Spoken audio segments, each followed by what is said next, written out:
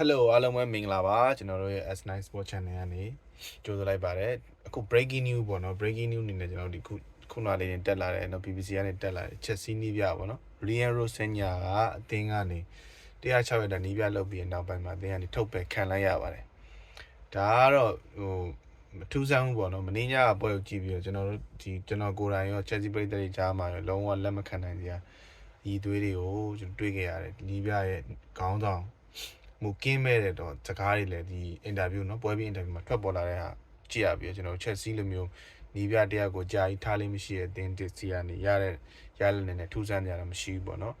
အခုကျွန်တော်အနေနဲ့ဒီခု Ryan Rosenya ရဲ့ Chelsea မှာဖြတ်တန်းခဲ့တဲ့ဟာလေးကိုကျင်းချုပ်ပြန်ပြောရမယ်ဆိုလို့ရှိရင်ဒီ Ryan Rosenya ပြင်သစ် club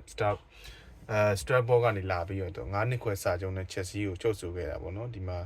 ဒီ Starbucks Club ကလည်းဒီ Chelsea ရဲ့ပိုင်ရှင်တွေဖြစ်တဲ့ဒီ Top Volley ဒီ Top Volley တွေရဲ့ဒီ Clear Lake Cup တွေကနေပိုင်ဆိုင်ထားတာဒါပေမဲ့ Rosenya ဒီပြိုင်ပွဲစုံ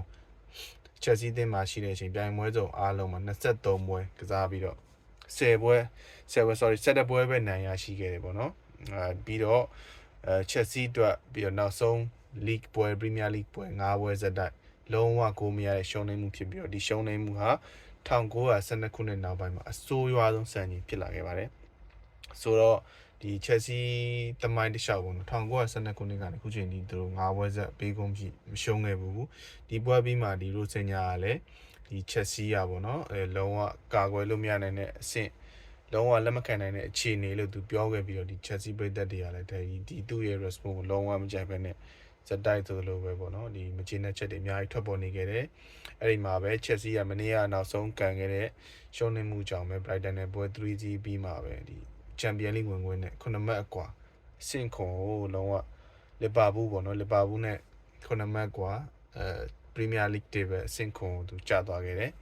ပြီးတော့လီဂန်မနေ့ကပွဲပြီးတဲ့နောက်ပိုင်းသူလီယန်ပြောခဲ့တဲ့စကားတွေကြောင့်လည်းဒီ Chelsea ပြည်သက်လုံးဝဒေါသထွက်ခဲ့ကြတယ်ပေါ့နော်ပြီးတော့ Chelsea ဒီနေ့ထုတ်ပြန်ချက်တွေမှာလီယန်ဟာတဲ့အရန်ကိုသဘောထားကောင်းမှု professional ဆန်လှုပ်ဆောင်ခဲ့တယ်ပေါ့နော်ဒါပေမဲ့လည်းဒီသူ့ရဲ့နောက်ဆုံးဆွမ်းဆောင်ခဲ့တဲ့ဆွမ်းဆောင်ရည်တွေကြောင့်လုံးဝအသင်းနဲ့အဆင့်မီဖြစ်တော့အကြောင်းမလို့ဒီဆုံးဖြတ်ချက်ကိုချခဲ့ရဖြစ်တယ်ဆိုပြီးတော့ Chelsea ကပြောထားပါတယ်ဒါကတော့ဟုတ်ကဲ့ပြီးတော့ဒီ Chelsea နီးပြအစ်စ်တော်ပေါ့နော်ဒါသတင်းရထားတာကတော့ဒီ Chelsea နီးပြအစ်စ်တော်ဒီ Chelsea ကနေပြီးတော့ဒီနောက်လာမဲ့ Premier League ရာသီအတွက်သူ3ယောက်ပေါ့နော်သူတို့ထုတ်ပြန်ထားတဲ့ဟာရှိတယ်ပေါ့နော်3ယောက်ဒါဒီ BBC Sport ကနေပြီးတော့သူတို့ရဲ့သတင်းနဲ့ရတာပေါ့နော်ဒါ rumor သဘောမျိုးပါပဲပထမတစ်ယောက်ကတော့Anthony Iraola ပေါ့နော် AFC ပုံမောင်းရဲ့နီးပြအခုလက်ရှိနီးပြပြီးတော့ Marco Silva ဖူဟန်နီးပြနဲ့ Dortmund နီးပြဟောင်း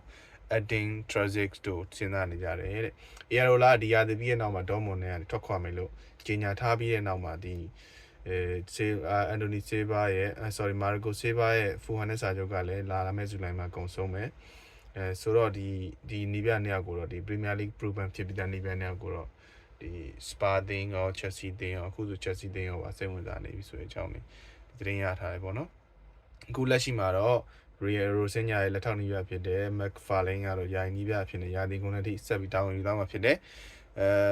ဒီအခု McFarlane အခုရခိုင်နီးပြ Enzo Maresca ကိုဖြုတ်ချပြီးတဲ့နောက်မှာ Manchester City နဲ့ 1-1 တည်ရပွဲပြီးတော့ဖူဟန်ကိုရှုံးနေခဲ့တဲ့ပွဲတွေမှာလည်းသူယာယီတာဝန်ယူခဲ့ဘူးတယ်ပေါ့နော်ဒါကြောင့်အခုလက်ရှိဒီ Rosenya ရဲ့လက်ထောက်နီးပြကိုတော့ယာသီကုန်တိသူတို့ဆက်ထားမှာဖြစ်တယ်ပြီးတော့ဒီ Chelsea ကနေပြီးတော့နောက်ထပ်တက်လာတဲ့သတင်းရဆိုလို့ရှိရင်နီးပြအနေထားကိုသူတို့ဒီနေရာကိုပြန်လည်တည်ဆောက်နေချိန်မှာနာဂတ်တဲ့တင်တော်ဆုံးဖြတ်ချက်တွေကိုချနိုင်မှုအတွက်ပြန်လည်သုံးသပ်သွားမယ်ဆိုသူတို့ထုတ်ပြန်ထားတယ်ပေါ့နော်အဲ့တော့နောက်ဆုံး Rosenya ရဲ့ record ကတော့ဒီ Chelsea ရဲ့ record ကတော့ Premier League 73ပွဲမှာ9ပွဲသာအနိုင်ရရှိပြီးတော့ FA Cup မှာတော့